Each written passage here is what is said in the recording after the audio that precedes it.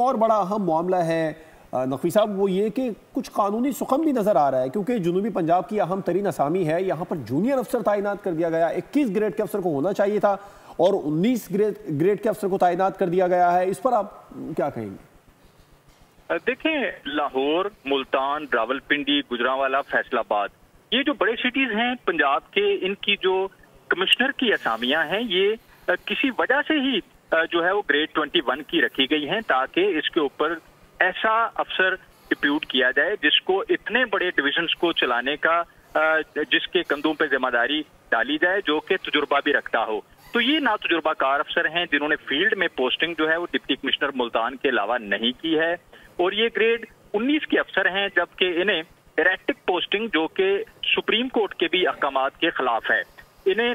جو ہے وہ 2 اسٹیپ پروموشن دے کے انہیں وہاں پہ جو ہے وہ کمشنر تعینات کر دیا گیا، جو کہ گریڈ 21 کی پوسٹنگ ہے۔ یہاں پہ گریڈ 19 کا افسر جو ہے وہ اہلیت نہیں رکھتا کہ اسے کمشنر ملتان ڈویژن، چونکہ جنوبی پنجاب کا سب سے بڑا ڈویژن ہے ملتان، اور وہاں پہ کوئی گریڈ 21 کا افسر ہونا چاہیے تھا، لیکن یہ گریڈ 19 کے ایکس پی سی ایس افسر ہیں، اور انہیں لگاتے ہوئے جو ان سے پہلے خاتون کمشنر یہاں پہ سرو کر رہی تھیں، وہ گریڈ 20 کی سینئر افیسر تھیں، پاکستان ایڈمنسٹریٹو سروس سے تعلق رکھتی تھیں، ان کو ہٹا کے انہیں لگایا گیا، اور ان کے وہاں کے جو سیاستدان ہیں ان سے بہت زیادہ مراسم ہیں۔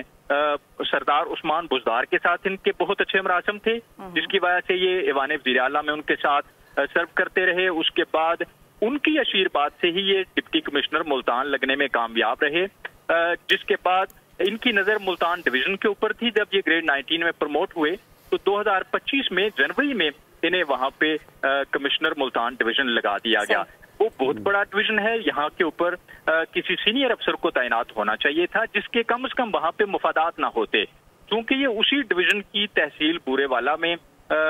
وہاں کے رہائشی ہیں، اور ان کے بھائی اور دیگر خاندان جو ہے وہاں پہ کاروبار کر رہا ہے، وہاں پہ پراپرٹی میں ان کی بہت زیادہ انویسٹمنٹ ہے ان کے خاندان کی، اور یہ مبینہ طور پہ اپنے بھائیوں کی اور دیگر جو ان کے اہل خانہ ہیں، جو ان کے فیملی ممبرز ہیں، جو پراپرٹی ڈیلنگ کرتے ہیں، جو ہاؤسنگ سوسائٹیز بناتے ہیں، ان کو پیچھے بیٹھ کے سرکاری طور پہ مکمل طور پہ سپورٹ کرتے ہیں، جس کی وجہ سے جتنے بھی محکمے ہیں وہ ان کے پروجیکٹس کو کامیاب کرنے میں لگ جاتے ہیں۔ سبسکرائب کریں اور بیل دبائیں تاکہ کوئی خبر رہ نہ جائے۔